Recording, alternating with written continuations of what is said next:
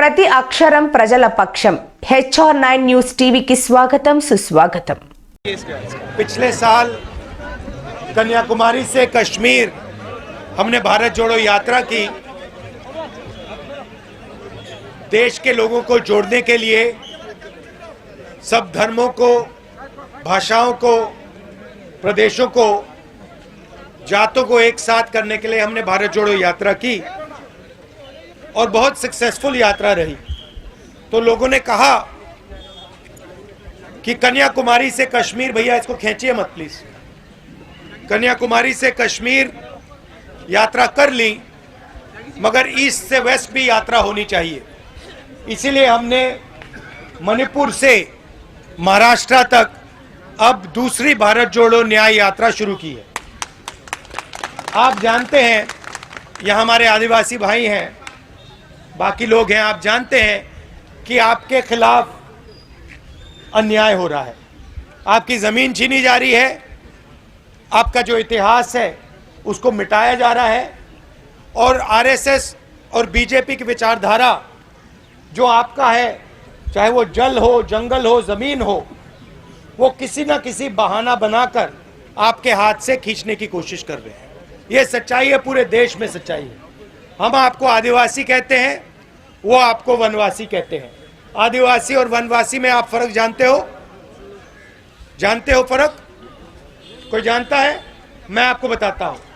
आदिवासी शब्द का मतलब जानते हो? आदिवासी मतलब जो सबसे पहले नागरिक था। आदिवासी मतलब वो व्यक्ति जो इस धरती पे सबसे पहले आया था, वो आप लोग हो। वनवासी का मतलब वो व्यक्ति जो जंगल में रहता है। बीजेपी चाहती है कि आप जंगल में रहो, आपके बच्चे कॉलेज यूनिवर्सिटी में ना जाएं, अंग्रेजी ना पढ़ें, बिजनेस ना चलाएं। हम चाहते हैं कि जो आपका है वो आपको वापस लौटाया जाए। आपकी जमीन है, आपका जल है, आपका जंगल है, वो आपके हाथों में फिर से वापस दिया जाए।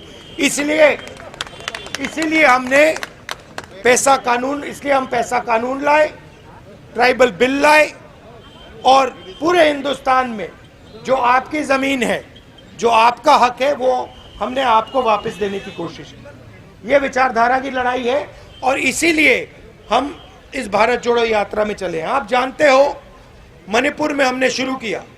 आप जानते हो कि मणिपुर को बीजेपी ने जला दिया है। वहाँ पे महीनों से सिविल वॉर जैसा माहौल बना हुआ है, लोग एक दूसरे को मार रहे हैं और आज तक प्रधानमंत्री वहाँ नहीं गए हैं। आज तक प्रधानमंत्री मणिपुर नहीं गए।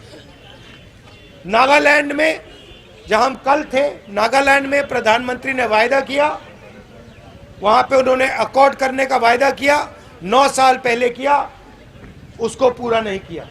और यहाँ पे आप जानते हो आपके जो चीफ मिनिस्टर हैं, हिंदुस्तान के सबसे भ्रष्ट चीफ मिनिस्टर हैं। तो ये हम आपको कहना चाहते हैं। आप यहाँ आए, आपने इतने प्यार से हमारी बात सुनी, इसके लिए दिल से आपको धन्यवाद। नमस्कार, जय हिंद।